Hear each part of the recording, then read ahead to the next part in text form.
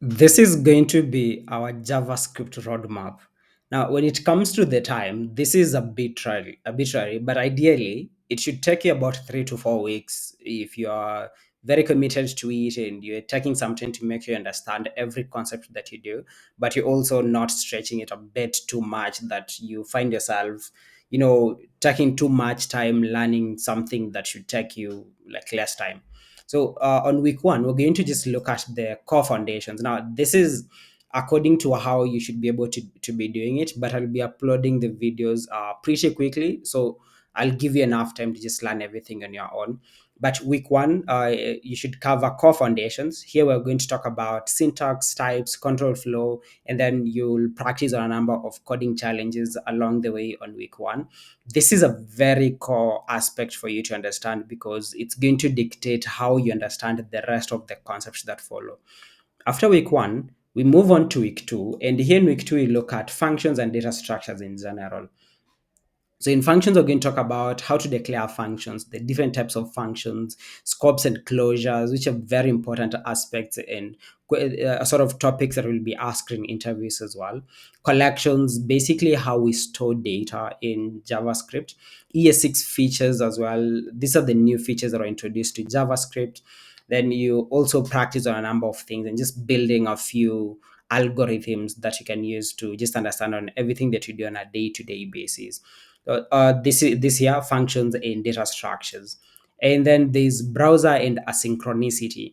We're going to look at how in JavaScript there's a way that you can be able to run programs, but not in a chronological order. And that is basically the aspect of asynchronicity. So when it is asynchronous, it means you can be able to jump certain steps, or rather have steps running in the background while others are running at the same time. But you'll get to understand this in deeper details. Deeper details. Here we talk about the DOM and events and what that basically means, how you can manipulate a number of things as well. HTTP and Ajax, I'll introduce you to what all these are, and asynchronous patterns, how to debug. There's a number of debugging tools. So debugging is the aspect of solving errors that might exist in your program. Then finally, I'm going to give you an introduction to tooling and some mini projects that you can do. Here we talk about how you can set up. We've already set up Node.js and NPM, but now how do you use them further, more than what you're going to look at? For example, we're going to just see how we use Node to run our programs, but it can be used by a lot more than that. We also look at a number of these tool chains, how to write tests in JavaScript. Tests are basically you write tests that are going to test your code to see whether your code basically achieves what it is supposed to achieve. We're going to just look at every other concept. I'm going to break them down a lot further in each of the videos are going to be looked at so that they are a lot more digestible to you.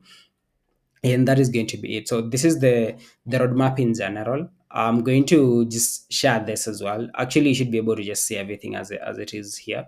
If you need a deeper sort of understanding of this, just let me know. But also, you can go to our website known as roadmap.sh to look at an even deeper JavaScript roadmap for you to follow. But this is just a rough overview of what you're going to be looking at. Okay, that's going to be it. I hope this was helpful. Now let's start writing code.